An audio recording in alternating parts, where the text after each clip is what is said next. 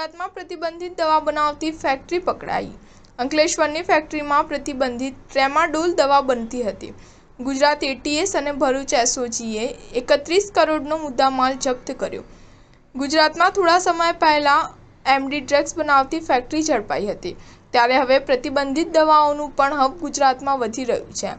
તેમાં પણ ખાસ કરીને ઇન્ડસ્ટ્રીયલ એરિયાની અંદર પ્રતિબંધિત દવાઓ બનાવવાનો રીતસરનો કારોબાર શરૂ થયો છે। થોડા સમય પહેલા કસ્ટમ વિભાગ અને ભુજ પોલીસ દ્વારા ટ્રેમાડોલનું આખું કન્સાઇનમેન્ટ પકડવામાં આવ્યું હતું।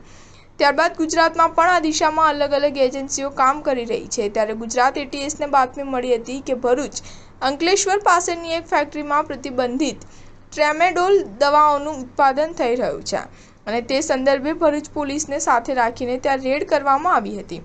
આ સમગ્ર ઓપરેશન દરમિયાન 31 કરોડનું રો મટીરિયલ લિક્વિડ ફોર્મમાં મળી આવ્યું છે।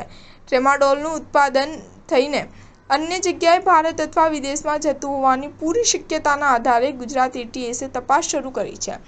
સામાન્ય રીતે ટ્રેમાડોલ દવા પ્રતિબંધિત છે અને તેનો ગેરકાયદેસર રીતે ઉપયોગ કરવામાં આવતો હતો।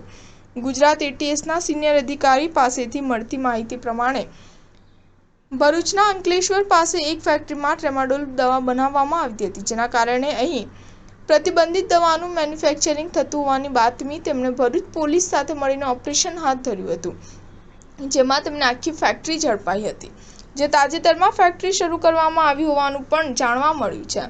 પરંતુ આની સાથે બીજા કેટલાય ડ્રગ્સ માફિયા જોડાયેલા છે તેવી શક્યતાના આધારે અલગ અલગ લોકોને શોધવામાં આવી રહ્યા છે અને હાલ જે પ્રતિબંધિત દવા છે તેનું લિક્વિડ ફોર્મેશન મળી આવ્યું છે, જેની બેચ બાદ તેની ટેબ્લેટ બનાવવાની હતી, પરંતુ તે પહેલા રો મટીરિયલ મળી આવતા અંદાજે 31 કરોડનો મુદ્દામાલ ગુજરાત એટીએસ અને ભરૂચ પોલીસની એસઓજી દ્વારા કબજે કરવામાં આવ્યો છે। સ્ટાર ન્યૂઝ 7 હંમેશા સચ્ચાઈની સાથે।